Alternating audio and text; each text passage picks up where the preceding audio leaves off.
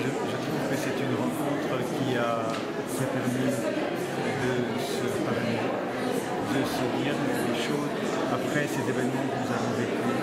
C'était important qu'on puisse avoir ces interventions diverses et découvrir que il faut casser nos représentations, nos préjugés, il faut dépasser nos peurs et ce n'est que dans le dialogue que nous pouvons le faire. Il y a une urgence aussi. Moi j'espère que c'est un point de départ et que ça va continuer. Pour un petit peu rebondir sur ce que vous venez de dire et sur ce que vous avez dit tout à l'heure, on a parlé de rapprochement des communautés par le dialogue. Mais au-delà du dialogue, qu'est-ce qu'on peut faire, quels conseils donnez-vous aux citoyens de tous les jours pour pouvoir en fait construire ça dans les actions? Alors je crois qu'effectivement il ne s'agit pas seulement de se parler, il s'agit de faire les choses ensemble. Et il faut qu'on se retrouve sur les chantiers, d'une part, à mon avis, de la lutte contre l'exclusion, parce que c'est l'exclusion, c'est la misère qui sont les terreaux des radicalisations. Et ça, je crois que c'est extrêmement important. Qu'on puisse, par exemple, moi je pensais, entre le secours catholique et le secours islamique, qu'il puisse y avoir des actions communes qui montrent que, sans distinction, on est au service des pauvres et des... Moi, je crois qu'il y a... Ensuite, il y a aussi un travail pour nous connaître, hein, mieux nous connaître, parce que c'est vrai que on a besoin de se dire les uns aux autres ce qui nous fait vivre, quelles sont nos motivations. Et puis, je dirais aussi que nous avons aujourd'hui à apporter notre contribution à une laïcité interactive, participative, où les religions ne soient pas refoulées dans le domaine du privé, mais où elles puissent contribuer au vivre ensemble dans la société. Alors, dernière question, si vous deviez décrire ce dialogue en une seule phrase, quelle serait-elle? C'est un peu difficile. Oui. Alors attendez, je réfléchis un peu. Moi je dirais, il faut conjuguer le verbe connaître sous plusieurs modes. D'abord, apprendre à se connaître. Deuxièmement, connaître la foi de l'autre.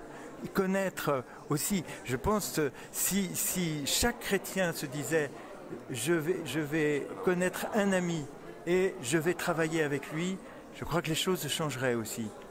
Et puis, se reconnaître d'une grande famille, la famille des hommes, de tous les hommes et les femmes créés par Dieu, et appelés à un destin commun qui est celui d'une humanité pacifiée et réconciliée.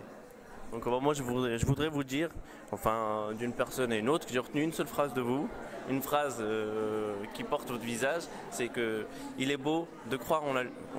C'est dans la nuit qu'il est beau de croire en la lumière. Ah oui, et je la retiens de vous. Oui. Merci beaucoup pour votre intervention et merci pour tout. Merci beaucoup à vous. Merci beaucoup. Donc première question, c'est pourrais-tu décrire cette rencontre en un seul mot, une seule phrase? Donc c'est une rencontre d'amour et de vivre ensemble entre les chrétiens et les musulmans. D'accord, merci. Donc deuxième petite question, c'est au-delà du dialogue, quelle action pouvons-nous mener pour en fait concrétiser ce qu'on vient de dire ici? Nous on pense qu'il faut former les jeunes au niveau des valeurs religieuses et au niveau des éléments qui peuvent poser problème, au niveau de la compréhension de certains textes religieux.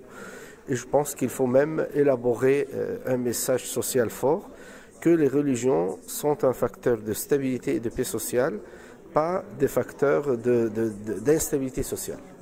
Mais au-delà du message, quelles sont les actions qu'on peut mener? Une action concrète, c'est-à-dire tout à l'heure Jean-François nous parlait d'une mutualisation entre les associations musulmanes et chrétiennes pour aller par exemple distribuer des denrées alimentaires, pour montrer que nous sommes unis. Moi je pense qu'on peut faire des actions autour de la jeunesse. de la jeunesse tout court, musulmane et non musulmane, ensemble, hein, musulmane et chrétienne. Pourquoi pas un gîte ou une activité pour inciter les gens à voter, par exemple, ou pour parler de la justice sociale, ou pour inciter les gens à être des personnes qui aident, qui produisent dans la société. Et les valeurs religieuses seront les garants de cette formation. Je te remercie. Donc Fatimatou, quelles sont les choses que tu as pu retenir de cette rencontre? Qu'il y a beaucoup d'amour et énormément d'amour, encore et encore. Et c'est vraiment rassurant de voir justement les citoyens, nos frères chrétiens et nos sœurs, frères et sœurs musulmanes se mobiliser autant justement pour une cause ensemble. Et c'est rassurant de voir cette cohésion dans l'action. C'est rassurant de voir que les gens s'intéressent et que les gens ont envie justement de faire quelque chose pour la société française. Donc voilà, moi je suis juste heureuse de voir cette mobilisation et je félicite chacun et chacune des participantes et notamment les intervenants. Et je vous remercie vous aussi, nos chers journalistes. Donc pas la peine de vous poser la deuxième question, étiez-vous satisfaite de la rencontre? Plus que satisfaite, je suis juste heureuse, je suis aux anges, voilà, disons que je suis aux anges, voilà. Parfait, donc ça résume bien la rencontre. Merci beaucoup. Donc deux petites questions, donc vous avez participé à la rencontre, vous avez été dans le public, quel est votre ressenti de cette rencontre? Ah, moi, ça m'a ouvert beaucoup de choses, enfin de domaines que je n'avais pas vraiment approfondis. Et là, ça me permet de commencer à me projeter et essayer de chercher toutes les clés à la fois côté musulman et côté chrétien. Voilà. Donc une petite question pour résumer la rencontre. Est-ce que vous êtes satisfaite de cette rencontre? Je pense que la question ne se pose même pas par rapport à... Vous allez répondre à ma place. Oui, je suis très satisfaite. Et un très bon dialogue. Parfait, merci. Au plaisir de vous revoir. Parfait. Et vous, bonne